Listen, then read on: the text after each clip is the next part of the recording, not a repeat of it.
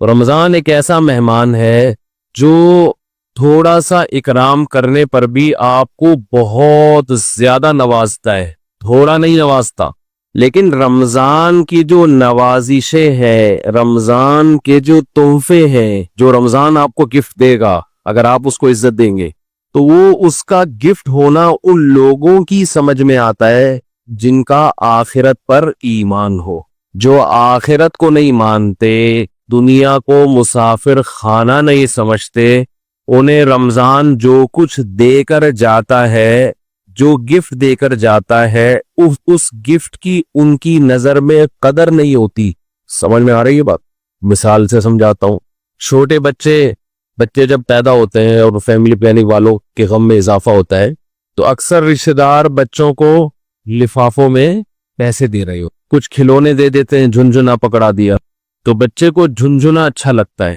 لیکن اگر کسی رشتہ دار نے 5,000 کا نوٹ بچے کو پکڑا دیا، بچے کو وہ سمجھ میں نہیں آتا، حالانکہ وہ جھنجھنے سے زیادہ مہنگا ہے اور اس میں ہزاروں جھنجھنے آ سکتے ہیں۔ لیکن بچہ اپنی حماقت اور بے وقوفی کی بنیاد پر 1-2 روپے والی ٹافی کو تو قدر کی نظر سے دیکھتا ہے، وہ 5-5 ہزار کے نوٹوں کو قدر کی نظر سے، وہی بات جواب آنا چاہیے نا، وہ 5-5 ہزار کے نوٹوں کو قدر کی نظر سے نہیں دیکھتا، کہتے ہی تو ایسا ہی ہے، کھائے گا اس کو۔ تو اس میں اس 5,000 کے، ابھی تک تو 5,000 کا نوٹ ہے، میرا خیال ہے 50,000 کا نوٹ بھی عنقریب آنے والا ہے۔ جس حساب سے معیشت ڈاؤن ہو رہی ہے تو 50,000 کا نوٹ بھی عنقریب آ جائے گا، بلکہ تول کے نوٹ بکیں گے، 1 کلو 5,000 کے نوٹ چاہیے مجھے، اس طرح سے سیٹ اپ چلنے والا ہے۔ تو اب بچے کے دل میں جو 5,000 کے نوٹ کی قدر نہیں ہے، اس میں 5,000 کے نوٹ کا قصور ہے یا بچے کا قصور ہے؟ بچے کا قصور ہے بھائی۔ یہ 5,000 کے نوٹ میں ٹافیوں کے ڈبوں کے ڈبے آ سکتے ہیں۔ اور رمضان آپ کو کیا گفٹ دے کر جاتا ہے، اس گفٹ کی قدر ان لوگوں کی نظر میں ہے جو اس دنیا کو حقیقی زندگی نہیں سمجھتے۔ جو اس کو اصل سمجھتے ان کی نظر میں رمضان ٹینشن کے علاوہ کچھ بھی نہیں ہے، خامخواہ کی ٹینشن ہے، کیونکہ وہ کہتے ہیں رمضان مولویوں کا مہینہ ہے۔ کس کا ہے؟ مولوی سیزن آتے ہیں نا، یہ مولویوں کا ہے۔ تو میں یہ عرض کر رہا تھا کہ رمضان کس کا مہینہ کہلاتا ہے؟ مولاناؤں کا مہینہ، حالانکہ یہ مولویوں کا مہینہ نہیں ہے، یہ مسلمانوں کا مہینہ، ان لوگوں کا مہینہ ہے جو آخرت پر ایمان رکھتے ہیں، اور جن کا آخرت پر ایمان نہیں ہے ان کے لیے رمضان A to Z tension he tension, tension he tension. وہ نہ کھلے عام صحیح طرح سے کھا سکتے ہیں، تھوڑی تھی بغیرتی کے تانے پڑتے ہیں۔ 10 آدمی اگر خاموشی سے گزر جائیں گے تو 11واں بولتا ہوا جائے گا کہ شرم نہیں آتی تم کیا کر رہے ہو، اور بولنا چاہیے۔ تو میں یہ عرض کر رہا تھا کہ یہ جو رمضان ہے نا، اگر آپ اس کا اکرام کریں گے تو یہ آپ کو بہترین گفٹ دے گا۔ اب میں بتاتا ہوں وہ گفٹ کیا دے گا آپ کو۔ وہ گفٹ دے گا اللہ کی محبت، آپ کے دل میں اللہ کی محبت کی چنگاری پیدا کر دے گا۔ یہ دیکھو، انسان کو جو موٹیویشن ملتی ہے نا کسی بھی عمل کی، وہ یا تو کسی لالچ کی وجہ سے ملتی ہے یا کسی خوف کی وجہ سے۔ سمجھتے ہیں؟ آپ صبح صبح اٹھ کے آفس جاتے ہیں، مشکل کام ہے، دل تو نہیں چاہتا انسان کا اٹھے جائے، دل چاہتا ہے پڑا رہے، لیکن آپ جاتے ہیں، یہاں خوف بھی ہے اور لالچ، محبت، پیسے کی محبت۔ لالچ کو ہم محبت سے تعبیر کرتے ہیں، ذرا مہذب لفظ ہے۔ آپ جاتے ہیں، ایک محبت ہے پیسے سے، ہر انسان کی نیچر ہے کہ پیسے آئیں گے تو گٹکا بھی کھائیں گے، مسوار کا انتظام بھی ہوگا، پان کا انتظام بھی ہوگا، گھر میں راشن بھی ڈلے گا، بہت ساری چیزیں آئیں گی۔ اگر یہ محبت پیسے کی ختم ہو جائے تو آپ کو عمل پہ موٹیویشن نہیں ملے گی۔ بعض دفعہ خوف ہوتا ہے انسان کے دل میں۔ خوف کیا کرتا ہے کہ آپ کو یہ ڈر ہے کہ اگر میں آفس نہیں گیا، میں نے یہ کام نہیں کیا تو مجھے جاب سے نکال دیا جائے، میں غریب ہو جاؤں گا۔ یہ خوف ہے جو آپ کو ابھارتا ہے عمل پہ۔ ماہرین یہ کہتے ہیں کہ خوف سے بھی کام ہوتا ہے اور محبت میں بھی ہوتا ہے، لیکن خوف سے جو کام ہوتا ہے اس کام میں مزہ نہیں آتا، لہذا وہ کام زیادہ جاندار نہیں ہوتا۔ لیکن محبت کی وجہ سے جو کام ہوتا ہے وہ کام مزیدار بن جاتا ہے، کیونکہ آپ کی محبوب چیز آپ کو اس میں ملنے والی ہوتی ہے۔ سمجھ میں آ رہی ہے بات کہ نہیں آ رہی ہے؟ غزوہ احد میں صحابی رسول، غزوہ بدر میں ایک صحابی شریک نہیں ہو سکے، انہیں نہیں پتا تھا کہ میدان جنگ کا میدان قائم ہو جائے گا اور یہ ہوگا اور وہ ہوگا، انہیں نہیں پتا تھا۔ جب مسلمانوں کو فتح ہوئی تو انہوں نے منت مانی، منت ہوتی ہے نا، اللہ میرا یہ کام ہو جائے تو میں یہ کروں گا، میرا یہ کام ہو جائے تو میں یہ کروں گا، یہ واجب ہو جاتی ہے، اس لیے منتیں نہیں ماننی چاہیے۔ لوگ کہتے ہیں نا اللہ میرا فلاں کام ہو گیا تو میں اتنے روزے رکھوں گا، اتنا صدقہ کروں گا، وہ فرض ہو جائے گا آپ کے اوپر، اس لیے ویسے ہی دعا مانگ لیا کریں اللہ سے۔ بعض لوگ اتنی اونچی اونچی منتیں مان لیتے ہیں پھر ان سے پوری ہوتی نہیں ہے۔ تو اسلام میں الفاظ کی بہت ویلیو ہے، اور منت زبان سے ہوتی ہے، صرف دل میں ارادے سے نہیں ہوتی۔ اس کو عربی میں نظر کہتے ہیں، نظر، اردو میں منت۔ تو ان صحابی کو غزوہ بدر میں شرکت کا موقع نہیں ملا، تو انہوں نے منت مانی، نظر مانی کہ اے اللہ اگر دوبارہ کوئی میدان جہاد گرم ہوا تو میں ایسی بہادری سے لڑوں گا، لَيَرَيَنَّ اللَّهُ مَا أَصْنَعُ، اللہ دیکھے گا کہ میں کیا کرتا ہوں۔ بظاہر یہ تکبر والے الفاظ ہیں، بظاہر یہ الفاظ کیا ہیں؟ تکبر والے، کہ اللہ دیکھے گا کہ میں کیا کر کے دکھاتا ہوں۔ لیکن بعض جملے الفاظ کے اعتبار سے تکبر والے ہوتے ہیں، مگر حقیقت میں ایک ناز کی کیفیت ہوتی ہے، ناز، کہ اللہ میں وہ کچھ کروں گا کہ تو بھی دیکھے، خوش ہو جائے گا، تو ایسا کر کے دکھاؤں گا بہادری۔ جب غزوہ احد میں مسلمانوں کے قدم اکھڑے ہیں، ان صحابی کو اللہ سے کیا ہوا وعدہ یاد آیا کہ میں نے اللہ سے معاہدہ کیا تھا کہ اللہ میں ایسے بہادری کے جوہر دکھاؤں گا کہ تو دیکھے گا کہ میں کیا کر رہا ہوں۔ تو یہ کیا کر رہے تھے؟ کھجور کھا رہے تھے نا، تو کھجور کا تھیلا انہوں نے پھینکا اور انہوں نے کہا کہ جنت اتنی قریب ہے میرے، اور کھجور کھانے کا وقت بہت طویل ہے، اتنا ٹائم لگے گا اس میں، تو بہت دیر ہو جائے گی۔ اور گئے میدان جنگ میں، بہادری سے لڑے، اتنی بہادری سے لڑے اور شہید ہوئے کہ انگلیوں کے پوروں سے، فنگر پرنٹ سے ان کی بہن نے ان کو پہچانے کہ میرے بھائی کی لاش ہے یہ۔ قرآن مجید کی آیتیں نازل ہوئی، من المؤمنین رجال صدقوا ما عاہدوا اللہ علیہ فمنہم من قضى نحبہ ومنہم ینتظر۔ مومنین میں بعض ایسے بھی ہوتے ہیں کہ اللہ سے جب کوئی معاہدہ کر لیتے ہیں تو اس معاہدے کو پورا کر کے چھوڑتے ہیں، وہ انہی کے بارے میں نازل۔ تو جب ان کو یقین تھا کہ جنت میرے سامنے ہے تو انہیں وہ کھجور تناول کرنا بھی مشکل لگا۔ یہ خوف کی وجہ سے نہیں لڑ رہے کہ اگر میں نہیں لڑا تو جہنم میں جاؤں گا، بلکہ کس کی لالچ میں لڑ رہے ہیں؟ جنت کی اور اللہ کی محبت میں لڑ رہے ہیں۔ تو انسان جب خوف کی بیس پہ کام کرتا ہے اس میں جان نہیں ہوتی، اور جب کسی محبت اور لالچ میں کام ہوتا ہے تو اس کام میں اس کی کوالٹی بہت شاندار ہوتی ہے۔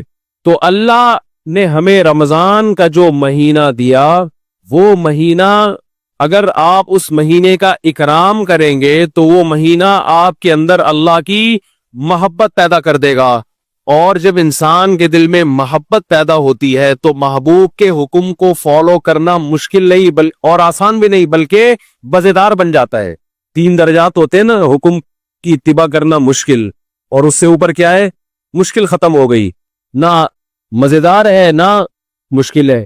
لیکن اس سے اوپر کا درجہ کیا ہے کہ حکم پر عمل کرنا کیا بن گیا؟ مزیدار بن جائے۔ یہ کیفیت انسان کی ہو جاتی ہے۔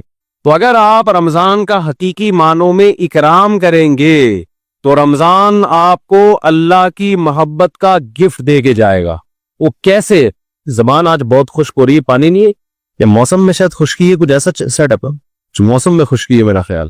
تو رمضان جو ہے آپ کو اللہ کی محبت کا، جزاک اللہ ہو، اتنا یک ٹھنڈا پانی بس کافی ہے، یہ گرم نہیں ہے، سادہ، پہلے ہی گلا ہمارا بیٹھا رہتا ہے، اوپر سے اور بٹھا دے۔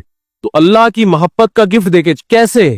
انسان کی یہ نیچر ہے، یہ فطرت ہے کہ وہ جس کے لیے قربانی دیتا ہے نا، جس کے لیے، تبلیغ والے کہتے ہیں نا، جس چیز پہ جان، مال اور وقت خرچ ہوتا ہے انسان کے دل میں اس کی ویلیو پیدا ہو جاتی ہے۔ ایک غریب آدمی جو رکشہ چلاتا ہو، سارا دن پسینہ بہاتا ہو، اس کو جو دہاڑی یا جو اجرت ملتی ہے اس اجرت کو وہ بڑی احتیاط سے خرچ کرتا ہے۔ اور ایک آدمی وہ ہے جس کے ابا کا انتقال ہوا اور 6 رکشے اس کو وراثت میں مل گئے، ایسا بھی ہوتا ہے نا، وہ ان رکشوں کی ایسی کی تیسی، باپ کا مال سمجھ کے لوگ کہتے ہیں نا اڑا رہا ہے، خود تو محنت کی نہیں ہے، ابا سے وراثت میں ملا ہے، اڑا دیتا ہے انسان۔ تو ہمیں جو ایمان کی نعمت ملی ہے یہ وراثت میں ملی ہے، اس میں ہمارا خون پسینہ، بولو نا کیا ہو گیا، نہیں بہا، ابا چونکہ مسلمان تھے, اماں مسلمان تھی, اس وجہ سے ہم بھی کیا ہو گئے, تو ایک پسینہ نہیں بہا ہمارا, خون کا ایک قطرہ نہیں بہا, تو فری پھوکٹ میں ہمیں کیا مل گیا؟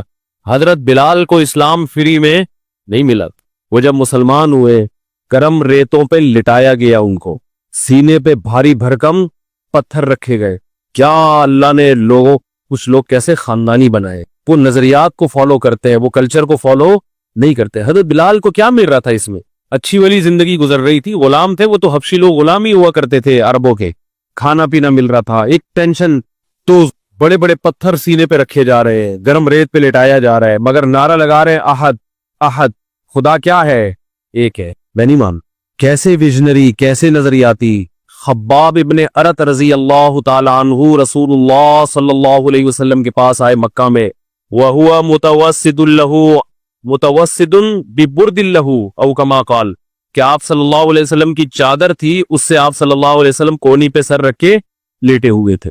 لوگ کہتے ہیں مسجد میں سونا منع ہے, ایسی ہمارے علم میں کوئی حدیث نہیں ہے. مسجد میں سونا جائز ہے, البتہ مسجد کو سرائے بنا لینا سونے کی جگہ, سارا محلے کو جہاں جگہ نہیں مل رہی تو کہاں کے سو رہا ہے مسجد میں, یہ غلط ہے. نماز کے لیے آئے مسجد میں آپ, اور اگر کوئی آیا نماز کے لیے سستانے کے لیے ذرا لیٹ بھی جائے تو اللہ کی طرف سے کوئی پابندی نہیں.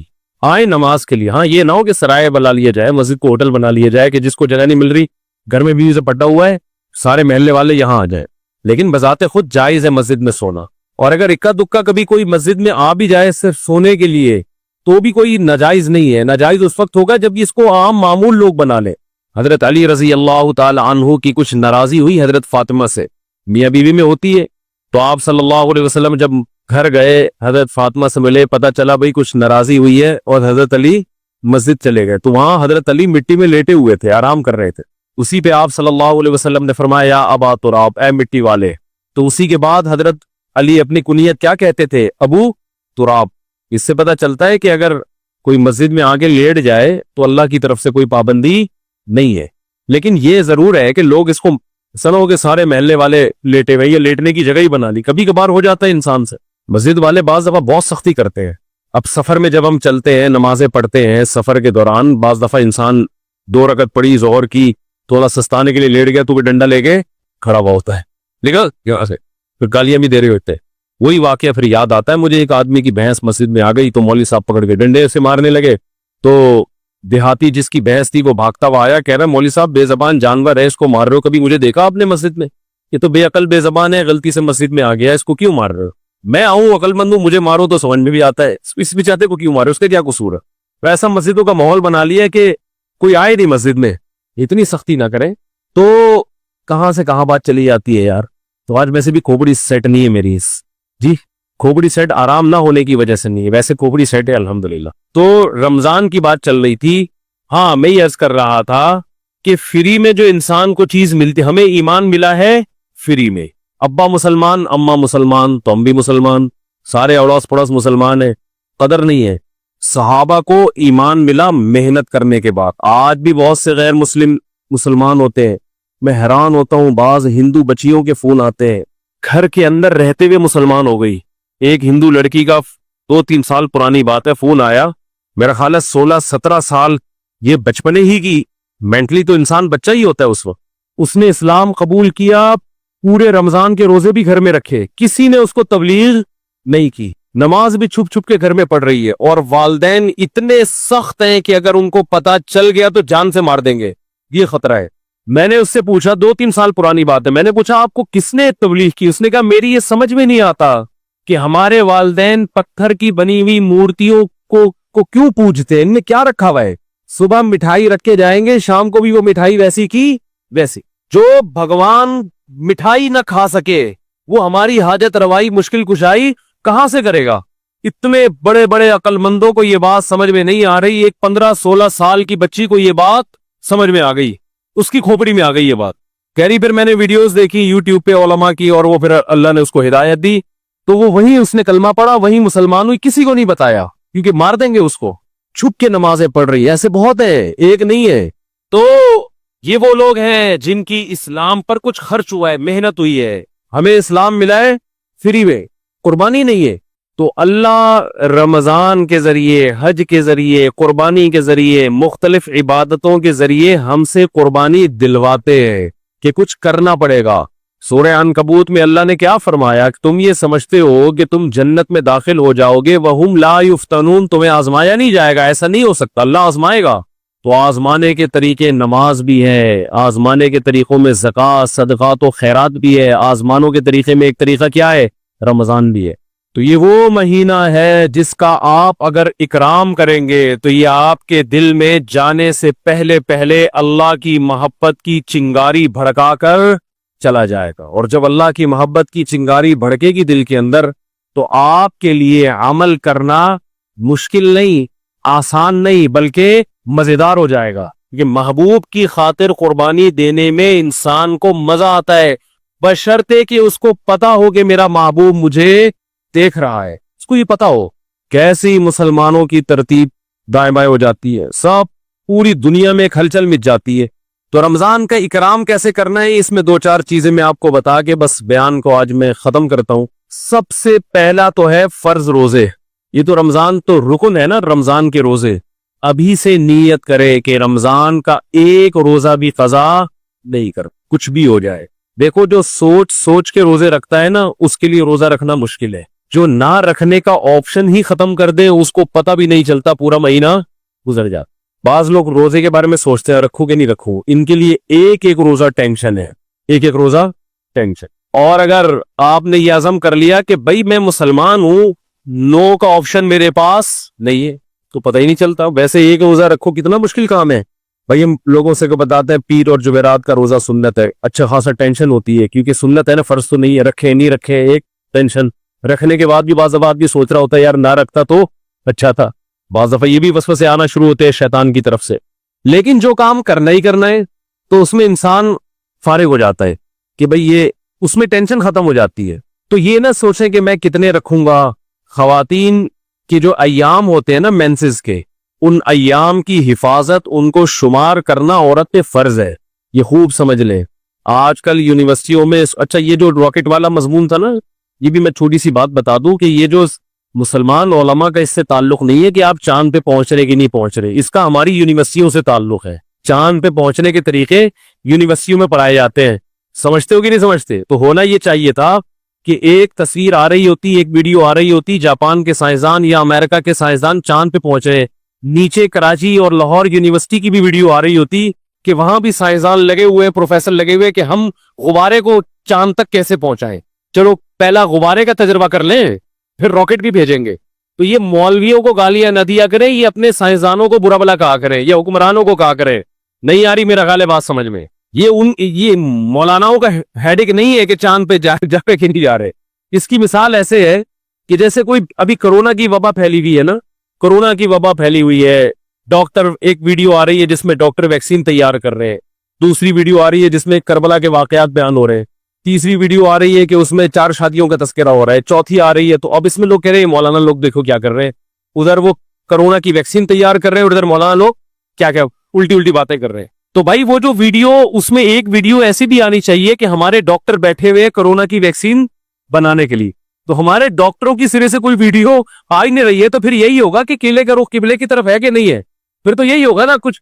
بھائی فیس بک والے کو کچھ تو چلانا ہے نا ویورز بڑھانے کے لیے، تو اس کو ہمارے سائنسدان مل ہی نہیں رہے، کوئی دھماکے کرتے ہوئے، کوئی راکٹ بھیجتے ہوئے، تو پھر وہ 4 شادیوں کی ویڈیو چلائے گا اور کیا کرے گا وہ۔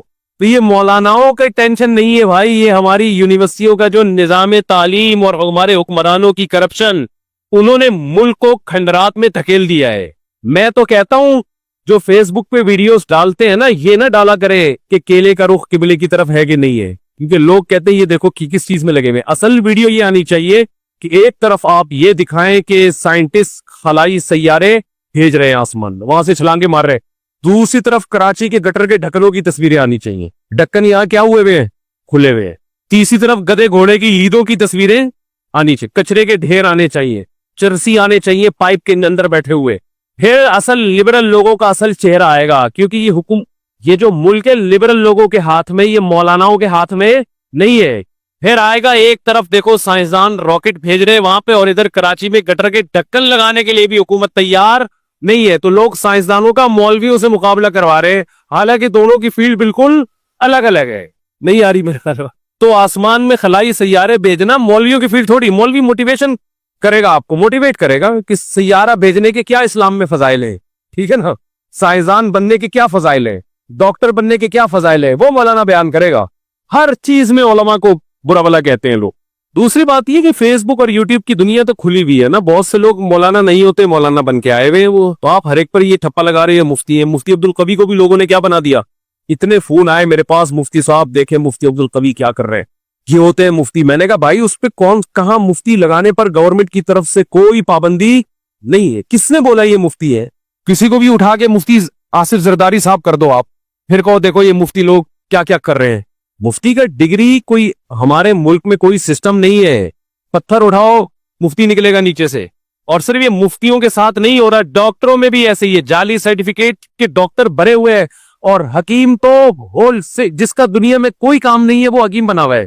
اور اس سے بھی زیادہ ہول سیل کے حساب سے روحانی عامل ہے, روحانی جن چڑیل بھوت بھگانے والے, وہ تو اتنے ہر ایک کو روحانی علاج آتا ہے. ایک صاحب مجھے دبئی میں ملے کہ میرا روحانی علاج کر دیں. میں نے کہا میرا یوٹیوب پہ وہ ہے کلپ ہے اس بارے میں, بڑے خوش ہوئے, کہتے ہیں اس کلپ کا نام کیا ہے کلپ کا. میں نے کہا اس کا نام ہے روحانی علاج والوں کا علاج, روحانی علاج والوں کا علاج. تو خیر میں جلدی سے بات کو سمیٹ کے ختم کرتا ہوں. وہ پورا ہو گیا کہ بھائی دیکھو اللہ کے لیے جب قربانی دو گے نا تو قربانی کے صلے میں اللہ کی محبت پیدا ہوگی. پہل آپ کو کرنی پڑے گی. ایک بالش آپ آؤ گے تو اللہ آپ کی طرف ایک ہاتھ آئے گا, پہل آپ کو.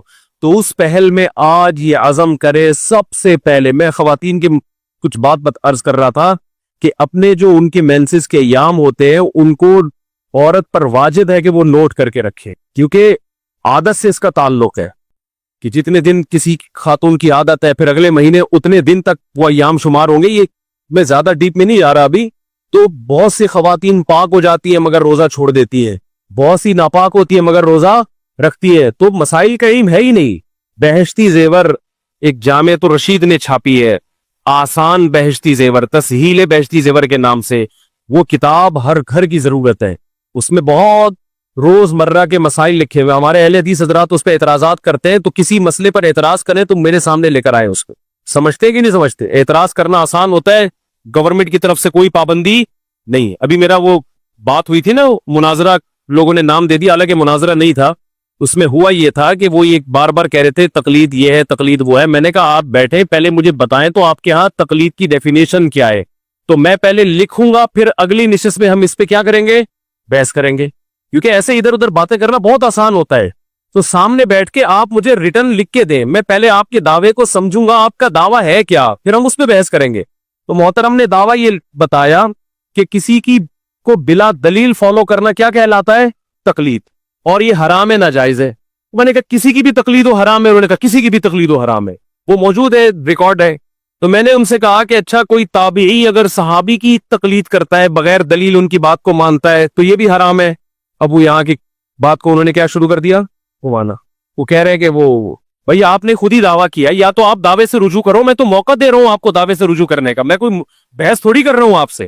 آپ کہہ دو بھائی مجھ سے تھوڑی سی مسٹیک ہوئی تھی تقلید کی ڈیفینیشن کرنے میں, بلکہ اصل میں یہ نہیں بلکہ یوں ہے. تو میں نے کہا تو حدیث کی کتابوں میں بہت سے فتوے ہیں, صحابہ کے تابعین نے آگے مسئلہ پوچھا, انہوں نے جواب دے دیا, وہ چلے گئے, نہ انہوں نے دلیل پوچھی نہ انہوں نے دلیل بتائی. تو کہہ رہے ہیں آپ حوالہ پیش کریں, تو میں نے کہا آپ انکار کریں کہ ایسا نہیں ہے تو میں حوالہ پیش کروں گا, نہ انکار کر رہے ہیں, ٹھیک ہے. میری عادت ہے گل ویلے دی تے پھل موسم دا, ٹو دا پوائنٹ بات کرنے کی عادت ہے. تو انہوں نے اس کو مناظرہ بنا دیا, بحث کی طرف لے کر چلے گئے. تم مجھے غصہ آیا پھر کہ بھئی میرا ٹائم ویسٹ کرنے کے لیے آئے ہو.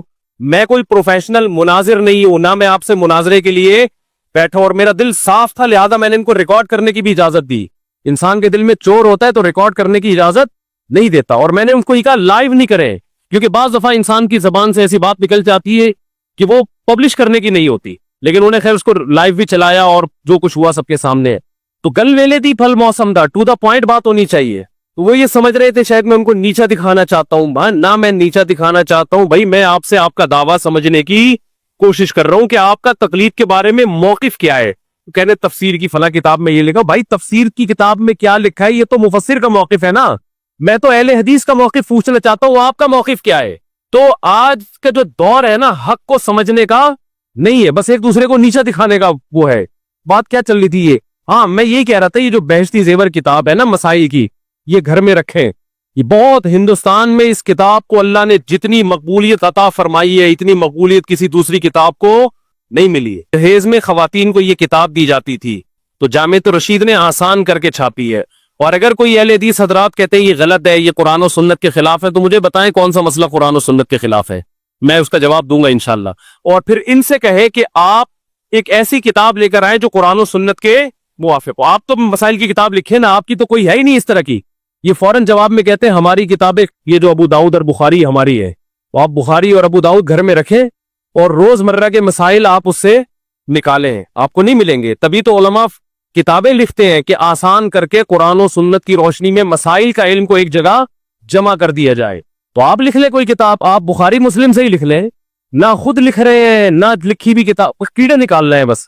ابھی وہ مشہور فتنہ پرست نے کیا کیا ہے، وہ میرا ایک بیان میں ایک نازیبہ الفاظ آئے تھے جس سے میں نے معذرت بھی کی کہ وہ ہے نا مفسرین کے بارے میں نے کہا ہے کہ وہ میرا مقصد مفسرین نہیں ان کے حوالے، کہ آپ بار بار مفسرین کے جو حوالے دے رہے ہیں تو ان حوالوں کا تذکرہ نہ کریں. آپ سے جو سوال پوچھے جا رہا ہے اس کا جواب دیں.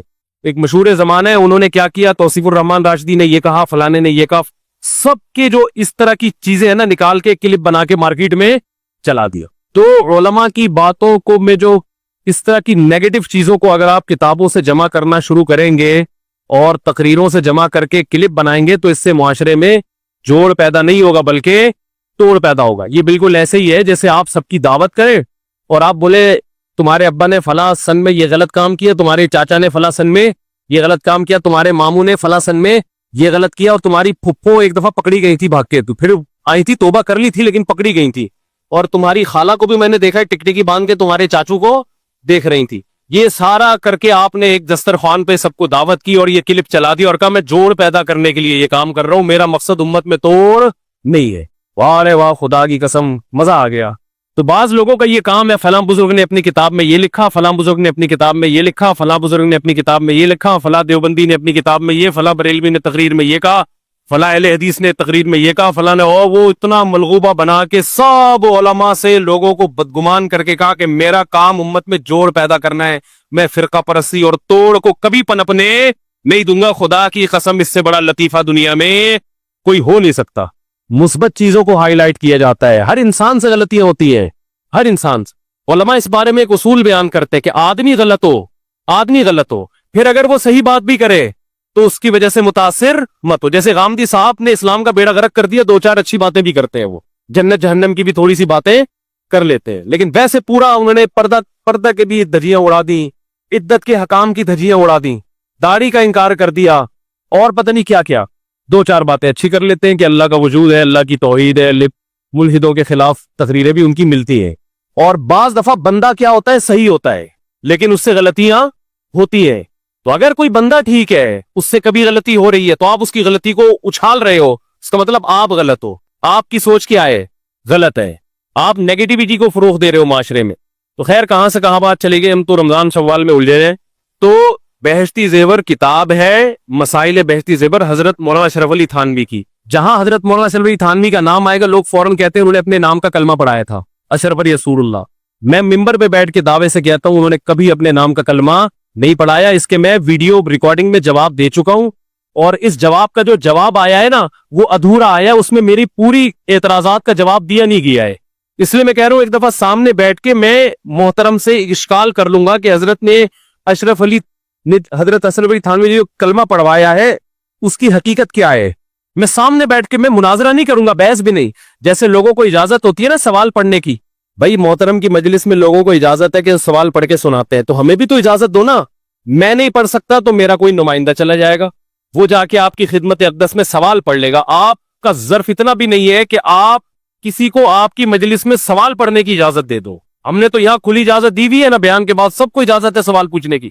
تو حضرت مولانا اشرف علی تھانوی نے اپنے نام کا کلمہ نہیں پڑھایا، وہ غلط حوالے دے رہا ہے، جھوٹ بول رہا ہے.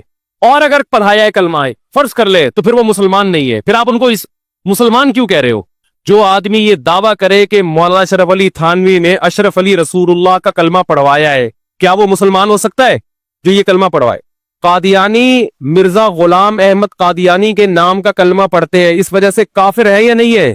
تو میں یہ کہتا ہوں پھر یہ منافقت کیوں کرتے ہو کہ ایک طرف کہتے ہو حضرت مولانا اشرف علی تھانوی نے اپنے نام کا کلمہ بھی پڑھوایا اور دوسری طرف آپ ان کو مسلمان بھی کہتے ہو، یہ پھر منافقت ہے۔ جو اپنے نام کا کلمہ پڑھوائے وہ بزرگ تو دور کی بات، وہ مسلمان نہیں ہو سکتا۔ تو آپ ایک دعویٰ کرو پڑھوایا کہ نہیں پڑھوایا، اور اگر آپ کہتے ہو کہ پڑھوایا ہے مگر وہ پھر بھی مسلمان ہے تو پھر کیوں مسلمان ہے؟ اس کی تعویل کیا کرتے ہو آپ؟ تو وہ تعویل آپ کر کے بتاؤ آپ۔ تو بہشتی زیور بہت شاندار کتاب ہے۔ باقی دیکھو دنیا میں کوئی کتاب ایسی نہیں ہے اللہ کی کتاب کے علاوہ کہ A to Z بالکل ٹھیک ہو، اس میں غلطی کا امکان نہ ہو۔ یہ ہم بہشتی زیور کے بارے میں بھی دعویٰ نہیں کرتے۔ بہشتی زیور میں 15 شعبان کے روزے کو مستحب لکھا ہے، لیکن ہم اس روزے کا مستحب نہیں مانتے کیونکہ اس میں حدیث صحیح نہیں ہے۔ تو یہ تو چھوٹی موٹی مسٹیک تو دنیا میں ہر شخص سے ہو سکتی ہے۔ ہمارے شیخ حضرت مفتی رشید احمد صاحب کی فتاوی کی کتاب ہے احسن الفتاوی، بہت شاندار فتوے اس میں، بہت بہترین مدلل، لیکن اس کے ہر جز سے کوئی بھی متفق نہیں ہے۔ وہ تو دنیا میں کوئی کتاب ایسی نہیں ہے۔ تو اس کا یہ حل تھوڑی ہے کہ کتابوں کو اٹھا کے آپ پھینک دیں۔ اس کا حل یہ ہے کہ علماء اس پہ حاشیے چلاتے ہیں، اس پہ اپنی تقریرات لکھتے ہیں، تو پھر اشکالات اور تعلیقات ہوتی ہے اس کے اوپر۔ یہ بہت شاندار کتاب ہے، آپ اس کو گھر میں رکھیں، اس سے آپ کو رمضان کے مسائل پتہ چلیں گے، خواتین کے خاص طور پر حیض و نفاس کے مسائل، جو آج کل ہماری جدید طبقے سے جو وابستہ خواتین ہیں یونیورسٹیوں پڑھنے والی، ان کو طہارت کے مسائل بھی معلوم نہیں ہے، بالکل نہیں پتا ان کو۔ تو رمضان کا پہلا خاندانی کام آپ نے کیا کرنا ہے بھائی؟ جلدی سے بات کو ختم کر رہا ہوں میں، ایک روزہ بھی نہیں چھوڑ، یہ آپشن ہی ختم، چاہے سحری میں آنکھ کھلے یا نہیں کھلے، اس سے روزے آسان ہو جائیں گے، ورنہ ٹینشن۔ دوسرا کام خاندانی کیا کرنا ہے؟ تراویح کی نماز۔ کیا کام کرنا ہے بھائی؟ اور تراویح 20 رکعتیں ہیں، 8 رکعتیں۔ بولو، حضرت عمر سے 2 روایتیں، ایک 8 والی اور ایک 20 والی، کہ حضرت عمر نے کتنی دیکھو نبی صلی اللہ علیہ وسلم نے تراویح کی کتنی رکعتیں پڑھی ہیں، کوئی بے غبار حدیث میں ہمیں اس کا تذکرہ نہیں ملتا، بس اتنا ہے کہ 3 دن پڑھی ہے، بس کتنی پڑھی ہے ہمیں نہیں پتا۔ یہ ہمیں حضرت عمر کے عمل سے پتا چلتا ہے، کیونکہ حضرت عمر بدعتی بولو نہیں ہو سکتے، کیونکہ انہوں نے جب جماعت سے 20 رکعتیں پڑھائی ہیں حضرت عمر نے، تو اس کا مطلب نبی نے ان 3 دن میں کتنی پڑھی تھی؟ اور ایک ضعیف روایت میں اس کا تذکرہ بھی ہے کہ نبی نے 20 رکعتیں پڑھی ہے۔ تو ضعیف روایت کی تائید جب خلفائے راشدین کے عمل سے ہو گئی تو وہ ضعیف بھی عملاً کیا بن گئی؟ صحیح بن گئی ہے وہ۔ تو حضرت عمر سے 2 ہیں، 8 بھی اور 20 بھی۔ 8 والی پر امت نے کسی امت نے عمل ہی نہیں کیا، کیونکہ وہ بالاتفاق مضطرب ہونے کی وجہ سے ضعیف ہے، سند کی وجہ سے نہیں بلکہ مضطرب، کیونکہ جو راوی حضرت عمر سے 8 بیان کر رہا ہے وہی کتنی بھی بیان کر رہا ہے؟ 20 بیان کر رہا ہے۔ اور جب ہم صحابہ کے دور میں دیکھتے ہیں تو ہمیں سب جگہ 20 نظر آ رہی ہے، 8 کہیں بھی نظر نہیں آ رہی۔ تو یہ کیسے ممکن ہے کہ حضرت عمر نے 8 شروع کی ہو اور کوفہ، بصرہ، دمشق، شام، مصر سب جگہ 20 ہو رہی ہو؟ اس سے پتہ چلتا ہے کہ حضرت عمر سے جو 20 والی روایت ہے وہ صحیح ہے، 8 والی صحیح نہیں ہے۔ اور اس کی سب سے بڑی دلیل یہ ہے کہ موطا امام مالک میں ہے 8 رکعتوں والی، جو امام مالک نے نقل کی ہے، لیکن امام مالک خود 8 کا فتویٰ نہیں، وہ خود 20 سے زیادہ کے قائل ہیں، وہ تو 20 کے بھی نہیں 36 کے قائل ہیں۔ تو یہ کیسے ممکن ہے کہ کتاب کا مؤلف 8 والی ذکر کر رہا ہو مگر خود اس روایت کو وہ اس پر عمل نہ کر رہا ہو؟ ان باتوں کا کسی اہل حدیث عالم کے پاس جواب نہیں ہے۔ ترمذی میں ایک روایت پیش کی جاتی ہے امام احمد بن حنبل سے، یہ روایت ہے کہ اس میں کوئی مخصوص عدد ثابت نہیں ہے، جتنی چاہے پڑھ لو، لیکن امام احمد کی جو اپنی اصل کتابیں فقہ کی، اس میں امام احمد کے شاگرد جو امام احمد سے ذکر کرتے ہیں وہ ذکر کرتے امام احمد بن حنبل کے نزدیک بھی 20 رکعتیں مختار ہیں۔ سمجھ نہیں آ رہی میرا خیال ہے بات؟ تبھی فقہ حنبلی میں تراویح کی رکعتیں کتنی ہے؟ 20۔ اور امام ابو حنیفہ کے نزدیک بھی لوگ پتہ ہے مجھ سے کیا کہتے ہیں؟ لوگ جو ہے نا کہتے ہیں کہ یار آپ ان حدیثوں کا انکار کر رہے ہو جس میں 8 آتا ہے۔ 8 والی جو بخاری کی حدیث ہے نا اس کا تراویح سے کوئی تعلق نہیں ہے۔ بخاری میں آتا ہے نبی رمضان اور غیر رمضان میں 8 پڑھتے تھے، اس کا تراویح سے کوئی تعلق، وہ تو غیر رمضان میں بھی تھی۔ اتنی سینس نہیں ہے یار، آپ ہمیں قرآن و حدیث سکھا رہے ہو اور ہمیں اپنا مقلد بنا رہے ہو اتنے بڑے بڑے مجتہدین کی تقلید چھوڑ کے۔ میں لوگوں سے ایک بات کہتا ہوں، ایک قرآن و حدیث وہ ہے جو ابو حنیفہ، شافعی، مالک اور احمد بن حنبل نے سمجھا، اور ایک قرآن و حدیث وہ ہے جو 15ویں صدی کے مولوی سمجھ رہے ہیں۔ کس کی فہم زیادہ صحیح ہوگی؟ بولو بھائی۔ ایک قرآن وہ ہے جو انجینئر بیان کر رہا ہے حدیث، ایک حدیث کی تفصیل وہ ہے جو امام مالک بیان کر رہے ہیں، ابو حنیفہ بیان کر رہے ہیں، جن کی 80 ہجری میں پیدائش ہوئی ہے، تابعین میں سے ہیں، جو امام شافعی بیان کر رہے ہیں۔ تم امام شافعی کو چھوڑ رہے ہو، تم امام ابو حنیفہ کو چھوڑ رہے ہو، تو امام مالک کو چھوڑ رہے ہو، तुम अहमद बिन हम्बल जैसे मुहद्दिस और फकीह जो इमाम बुखारी के उस्ताजों में है, उनको छोड़कर फॉलो किसको कर रहे हो? इंजीनियर को। और तुम कह रहे हो हम सिर्फ कुरान और हदीस को मानते हैं, हम किसी और चीज को नहीं मानते। तुम कुरान और हदीस को नहीं मानते मेरे भाई, तुम मुकल्लिद हो, अंधे मुकल्लिद हो। तुम कुरान और हदीस की उस तशरीह को मानते हो जो इंजीनियर कर रहा है, उस तशरीह को नहीं मानते जो अहमद बिन हम्बल कर रहे हैं, जो अबू हनीफा कर रहे हैं, जो इमाम मालिक कर रहे हैं, जो इमाम शाफी कर रहे हैं। ये बड़े बड़े ताबीईन, तबा ताबीईन, मुज्तहिदीन जिनको पूरी उम्मत ने फॉलो किया है। तो 8 रकत की जो मुवत्ता इमाम मालिक की हदीस है, उस 8 रकत पे इमाम मालिक ने फतवा नहीं दिया। क्यों? इसलिए कि वो हदीस मुस्तरब है, उसमें रावी एक बयान पे टिकता नहीं है, कहीं 20 बयान करता है, कहीं 8। जब रावी के बयान में तजाद हो तो हदीस मुस्तरब होने की वजह से रद्द हो जाती है। और मैं आखिरी बात करके बयान को खत्म करता हूं, ये जो तरावीह का लफ्ज है ये 8 रकतों पे फिट ही नहीं बैठता है। इसका भी मैं जवाब सवाल कर रहा हूं लेकिन कोई जवाब नहीं दे रहा। देखो, अपनी मर्जी के सवाल बना के जवाब दे दिया करो तो लोग वाह वाह करेंगे। आप मेरे साथ ये हो रहा है, मैं जो बयानात में एतराज करता हूं ना उसका जवाब नहीं मुझे मिलता, खुद से एतराज बना के क्या कर दिया जाता है जवाब। जैसे मैंने बताया था कि हरम में 4 मुसल्ले थे, हनफी, मालिकी, शाफी, अम्बली, 4 मुसल्ले थे ना कई सौ साल तक, जो कि नहीं होने चाहिए, एक ही होना चाहिए था मुसल्ला। तो लोगों ने एतराज किए 4 मुसल्ले थे हरम में, ये देखो कितना गलत, ये हनफी मालिकी ऐसे होते हैं। तो मेरा सवाल ये था कि 5वां क्यों नहीं था उस वक्त? इसका मतलब 5वां फिरका वजूद में आया ही नहीं था, वो अब पैदा हुआ है। वो ठीक है 4 गलत थे, लेकिन उस गलत को भी सही इन 4 में से एक नहीं किया है। समझ रहे हैं कि नहीं भाई, एक इमाम होना चाहिए, 4 अलग अलग जमातें नहीं होनी चाहिए। लेकिन इसका मतलब 700 साल तक उम्मत ये समझती रही कि अहले सुन्नत वल जमात के 4 नुमाइंदे हैं, 4 मकतब फिक्र, 5वां कोई था ही नहीं, लिहाजा उसका कोई मुसल्ला था ही नहीं। तो सवाल ये था, लेकिन जब सवाल ये पूछा जाए तो ऐसे जवाब मिलता है कि वो सवाल ही पी जाते हैं। सवाल ये, जवाब ये दिया कि गलत हो रहा था, ये बिदत है और ये बिदत है, ये नाजायज है। तो हम कब कह रहे हैं कि सही था भाई वो? लेकिन ये पूरी दुनिया में नहीं हो रहा था, ये सिर्फ हरम में हो रहा था। और इसको खत्म भी हम्बलियों ने किया है कि नहीं जी, इमाम एक होना चाहिए, सारे चाहे हनफी हो शाफी हो उस इमाम के पीछे नमाज पढ़ेंगे। समझ में आ रही है बात कि नहीं आ रही? तो सवाल ये था कि 700 साल या 400 साल तक उम्मत की नुमाइंदगी इन 4 मकातिब फिक्र ने की है हरम में, 5वें ने कोई एप्लीकेशन भी नहीं दी। इसका मतलब 5वां था ही नहीं। और जो आप ये मुख्तलिफ अल्फाज बयान करते हो कि इमाम अहमद बिन हम्बल अहले हदीस थे, फलां में अहले हदीस थे, तो इमाम अहमद बिन हम्बल अगर इस तरह के अहले हदीस थे तो फिर इमाम अहमद बिन हम्बल के फॉलोअर्स को अहले हदीस क्यों नहीं कहा जाता है, हम्बली क्यों कहा जाता है? नहीं यार, ये बात मेरा खैर, ये ऐसे ही है जैसे जमातुल मुस्लिमीन वाले बैग कहते हैं कि हम नबी के दौर से हैं और फिर बुखारी में दिखाते हैं जमातुल मुस्लिमीन के अल्फाज। ओ भाई, ये वाली जमातुल मुस्लिमीन नहीं थी, ये तो बाकायदा आपने रजिस्टर करवाई है 1975 में। वो जमातुल मुस्लिमीन, सहाबा को जमातुल मुस्लिमीन कहा गया है। तो ये जो अहले हदीस का लफ्ज हमें पुराने वक्तों में मिलता है, ये मुहद्दिसीन के लिए मिलता है, ये किसी मखसूस फिरके के लिए नहीं मिलता। फिर भी मैं अहले हदीस को अहले सुन्नत में दाखिल समझता हूं। मैं फिर भी उनको नहीं कहता कि जहन्नम में जाएंगे, लेकिन मैं कहता हूं कि आप कम से कम इस चंद 100 साल पहले आप पैदा हुए, आपकी जमात वजूद में आई, हम फिर भी आपको गले लगाने के लिए तैयार है। और हम सदियों से चले आ रहे हैं, आप हमें क्या कर रहे हो? आप हमें गुमराह लोगों में दाखिल कर रहे हो। तो इस्लाम बहुत पहले बर्रे सगीर में आया है, जिस शक्ल में आया वही शक्ल ठीक है। बात की चीजों पर एतमाद नहीं होता हमें।